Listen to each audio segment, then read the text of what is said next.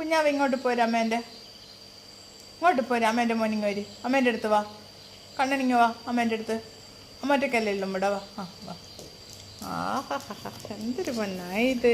പക്ഷെ എന്താണെന്നറിയില്ല, നല്ല അനുസരണമുള്ള കുട്ടിയാണ് കേട്ടാ. പക്ഷെ ഇച്ചിരി ഞങ്ങളുടെ അടുത്തൊരു ദുസ്വഭാവം തന്നെ ഇവന്.